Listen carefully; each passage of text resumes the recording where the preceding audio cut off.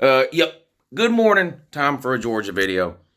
There seems to be this narrative going around all off season. I've even fed into it myself that in 2022, this upcoming season, Georgia's offense is going to have to carry the defense, right?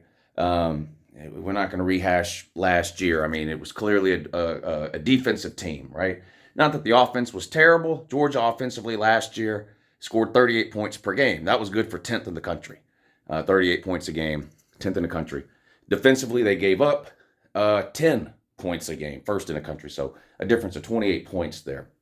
You're going to win a lot of games when you're giving up an average of 10 points per game. So, and Georgia's defense lost a lot. Everyone knows that. I'd be the first to admit it. Lost 7 starters. And some of what you're hearing, both from Georgia fans and from fans of opposing teams, some of what you're hearing has some truth to it. Some of it I think is a little overblown. From a Georgia fan's perspective, you hear a lot of people say, well, yeah, we lost 7 stars, but we rotated a bunch of people in and we got a lot of talent behind them. Well, that's true. That's true. Jordan Davis, just as one example, played less than half of Georgia's snaps all of last season. Less than half. You know who played the majority of the other half? Jalen Carter, which is Jordan Davis's replacement for this year.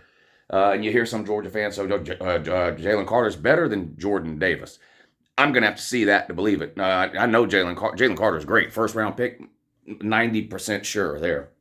He's unbelievable. Better than Jordan Davis, we'll see. So there's some truth to that, right? Yes, we did rotate a lot of players last year, not just in garbage time. You go back and watch the first quarter of Georgia games, you'll see 5 or 6 defensive linemen playing. So while technically the 3 of those defensive linemen that quote-unquote started a game last year are gone, the next 3 up are not freshmen or even sophomores or juniors who've never played a meaningful down. So there's some truth to that, and with the recruiting too. It's also true, what the opposing fans will say that, yeah, Georgia lost a lot off of that defense, and it's not likely that the replacements are going to be as good as a whole. I agree. I compared a lot to 2019 LSU offensively, right? You had a lot of LSU fans after the 2019 season, which was unbelievable offensively with Joe Burrow and all those wide receivers they had. Clyde Edwards-Helaire, the running back, all of them, just amazing. They're all in the NFL now. A generational offense for LSU. Well, LSU fans, some of them sat around in the offseason going, oh, well, we're going to be just as good in 2020. We're still going to be just as good. People with sense and fans of other teams went, well, you can't spend all year bragging about having a generational offense, saying it's the best ever and all this kind of stuff, then lose it all and then claim you're not going to have any drop-off. And those people were right, and the LSU fans who said they were going to be just as good were wrong. The same is true for Georgia's defense in 2020. It was a generational defense.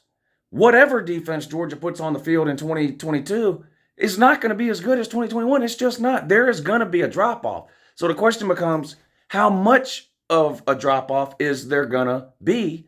And offensively, first of all, can we be better offensively? That's the first question you have to answer. And then number 2, will we, right? 38 points per game. Again, you have a couple of opposing philosophies on that, right? 38 points per game is great. A lot of those came either directly as a result of the defense or indirectly. The defense scores, that's 7 points, right? That's a direct result of the defense. Indirectly, how many times did Georgia's defense force opponents 3 and out? The offense is on the field. You're getting, in other words, the defense is giving the offense extra possessions, a couple of extra possessions per game, because of forcing so many 3 and outs, right? So some of that's true. There's some truth to that. I do think that Georgia scored more points last year than they would have had that defense not been so good. I just think that's common. It just seems like common sense to me. So I agree with that. I also agree with the fact that Georgia's offense was really, really good last year in some areas. Rushing, Georgia did not have a great year running the ball. In fact, it was probably Georgia's worst year running the ball in a decade. I'd have to go back and look at all the numbers from all the years, but we barely averaged 5 yards a carry for the season. James Cook was good and sometimes great. Zamir White was just kind of good, right? And it's a shame, too. The 2 injuries just really hurt him, but So I'm not knocking those two guys, but clearly they weren't Nick Chubb and Sony Michel. I mean, that's obvious, right? So Brock Bowers was great. The quarterback situation is what it is. Talk more about that in a minute. Wide receivers. It was kind of a mixed match pot of wide receivers last year. Pickens was out all year. He was really the only truly elite wide receiver on the roster, in my opinion. A bunch of the rest of them stayed hurt all of the year, the majority of the year. Dominic Blaylock, Arian Smith, Kieris Jackson, on and on down the list. All those guys are back. Jermaine Burton led the team in receiving last year with like 450 yards. He's gone too, to Bama. So, the offense had, there was a lot of good about that offense, and a lot of that good comes back. The offensive line will be one of, if not the best in the country. We lost our two top running backs, but I say this all the time. If you've been following Georgia for any amount of time at all, you shouldn't have any questions about their running backs. They're going to have good running backs. Kendall Milton and Kenny McIntosh will be 1A and 1B in whatever order you want to put them in. And you got Dejon Edwards behind that, and then a couple of freshmen that have looked really good in fall, Branson Robinson and Andrew Paul. We'll see what sort of combination and how that works out. I think Georgia will be better running the ball in 22 than they were in 21, mainly because of the offensive line. So we'll see. So does Georgia's offense need to carry the team this year? I'm not so sure that's an accurate statement. Georgia's defense was great last year, gave up 10 points per game. Well, what if they give up an average of 17 points a game this year, or 18, or 20? I doubt that. I doubt they give up an average of 20 points per game. So you don't think the offense that scored 38 points per game last year can score 30 this year? In other words, you would have to have a drastic drop-off, I think, in both offensive and defensive production for Georgia's season to really go haywire. I'm not talking about winning a national title or not. I'm talking about, anything worse than 10-2 would be an absolute failure and a disaster for this year's team, considering the talent level on the team and the relative ease of the schedule, which, that is what it is, whatever you want to think about strength of schedule. We play Oregon and Kentucky. Those are the only two teams Georgia plays that are currently ranked in the AP Top 25. Now, there are some other teams that could potentially be ranked when we play them down the road. Tennessee, Mississippi State. We'll see what Auburn does. It's possible. I don't think Auburn's going to be very good, but if you look at their schedule, they could start 4-0, maybe even 5-0 or 4-1 before a trip to Athens. So it's possible Auburn somehow gets ranked before that game. So I don't worry too much about strength of schedule right now because the rankings changed so much over the first few weeks of the season. But the wheels would have to completely fall off, I think, offensively and defensively for Georgia to do any worse than 10-2. I think they're going to go 11-1 or 12-0. But does the offense need to carry Georgia's defense? I'm really not so sure. I do think the offense has the potential to be better. I do. You get almost everybody back on the offensive line. You got your starting quarterback back who's been in college. This is his 6th year now, Stetson Bennett. And look, I'm done with don't even ask me. You already know, okay? So just don't even ask me about that.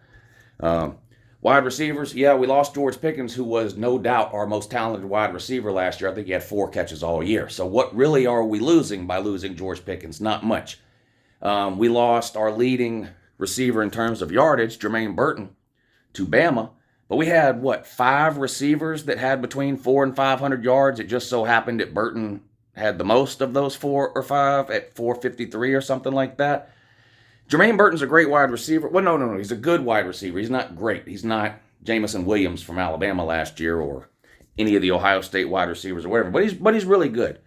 But we've got about 6 Jermaine Burtons. Kieris Jackson, Ladd McConkey, A.D. Mitchell, Marcus Rosemy, St. Jack, whatever he's changed his name to this year. On and down the list. These are basically wide receiver 2s. They're good wide receivers. They've got slight NFL potential. None of them are superstars. But so, I like the wide receivers. None of them jump out at me. And, of course, everyone knows the tight ends. Brock Bowers, Eric Gilbert, Darnell Washington, true freshman Oscar Delp. They're all going to play. So I do think the offense can be better than it was last year. How do you judge that? How do you judge how good an offense is? Is it points per game? Is it total yards? What is it? I'm really asking. I know different people judge offenses different ways. At the end of the day, the thing that matters most is how many points you put on the scoreboard. And like I said, Georgia was 10th in the country last year in points per game at 38.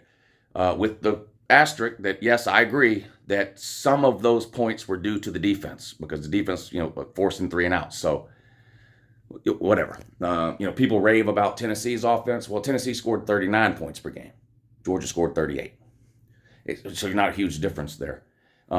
I think potentially Georgia's offense could score more than 38 points per game this year. And if they do, even if we give up twice as many points per game, which would be 20 points per game, I still don't see a scenario there where Georgia scoring 40 points a game and giving up 20. I still don't see a scenario where they would do any worse than 10-2 or 11-1, really. I think the perception, and I have to raise my hand and admit guilt here. I think a lot of the perception around Georgia's offense, quote unquote, not being good, because I hear it still about last year. Georgia's offense was terrible. Well, that terrible offense scored 38 points per game, but so I'm guilty of this too, though. I think a lot of that perception comes from the fact that Georgia just doesn't throw the ball like other teams do. And it's flashy to see that. I'm guilty of this, okay? I have been riding Georgia's passing game since the day Kirby was hired. Throwing the ball is flashy. A receiver catching an 8-yard slant and taking it 60 yards for a touchdown is flashy. A 70-yard bomb to a wide-open wide receiver for a touchdown is flashy. Those things make Sports Center, they're highlight plays. And we are in a passing era of college football. A lot of the rules are geared towards making it easier for offenses to complete passes, the targeting penalties, the way they call pass interference. If you even get anywhere near the quarterback, they call roughing the passer. So there's a lot of rules that are sort of not intentionally, they don't make the rules specifically to help passing offenses. They make the rules for other reasons, but the consequences of those rules are that it makes it easier to throw the ball. So you see a lot of that in college football. And Georgia, although they do throw the ball, they don't have that flashy spread, throw the ball 40 times a game offense. They just don't have that. A lot of touchdowns that Georgia scored last year were passes completed behind the line of scrimmage. You go back to the national championship game and the touchdown that Brock Bowers scored. It was nothing but a hitch pass. Stetson's in the shotgun, snap the ball, turn around, throw it. Guy stands there, catches it, walks into the end zone untouched. 20-yard touchdown, whatever it was. Because you had good downfield blocking. But, so when you watch a Georgia game or you see highlights of a Georgia game, if you don't watch the game and you just, you're watching Sports Center at night or the next morning and they're showing highlights of the UGA game, you're not seeing a bunch of 40 and 50-yard touchdown passes. So maybe that has a little bit to do with the perception of Georgia's offense. Like I said, I'm guilty of it too. I've complained about Georgia's passing game forever. There are some legitimate criticisms too. I mean, it seems like Georgia is hamstringing itself with its passing offense. Still seems that way to me. Georgia proved a lot of people wrong, myself included, by winning the national title last year without a playmaking quarterback. I didn't think it could be done in today's college football, and Stetson proved me and a lot of other people wrong. Not that he didn't lead the team to a national title. He just happened to be on the team that won the national title. The defense led him. We get that. But point is, I wasn't sure that could happen. And it did. Georgia hasn't had a quarterback throw for 2,900 yards or more in a season since Aaron Murray. 9 years ago in 2013. Aaron Murray did it all 4 years. Aaron Murray was over 3,000 yards all 4 years as a starter. 10, 11, 12, and 13. We haven't had a single quarterback pass for even 2,900 yards since then. Stetson threw for 28-something last year. Fromm, all 3 years, 26, 27, 2,800, right in there. You go back to Jacob Eason the year before that, which would have been Kirby's first year, right around the same thing. 2020 is a weird year because we only played 10 or 11 games and we played or started 3 different quarterbacks that year. So JT Daniels was the leading passer in 2020 with like 1,300 yards, but he only played 5 games. Last year, Stetson 2,860, something like that. And so you see that and you go, well, that offense isn't any good. Well, they're not throwing for 5,000 yards a year. If that's what you mean by that, they're not doing. They're not doing that. But it does seem like Georgia makes it harder on itself by almost having to win defensively. It does seem that Georgia sort of puts itself in a box like, look, we're either going to go 15-0 playing good defense and running the ball, or we're going to go 9-3 and play in the Outback Bowl. That's it. But like it seems like an inability to even attempt to take advantage, I think, of the rules in college football right now to have a dynamic passing game. Now, a lot of Georgia fans are going to be mad at me for even saying anything about Georgia. We just won a national title, dude. Shut up. Yeah, I get it. And if we had last year's defense every single year, I think we could win another one with the same type of offense we had last year. But like I said in the beginning, we can't run around banging our chests and bragging about having a generational defense and then think we're going to have the exact same defense the following year. It's not likely to happen.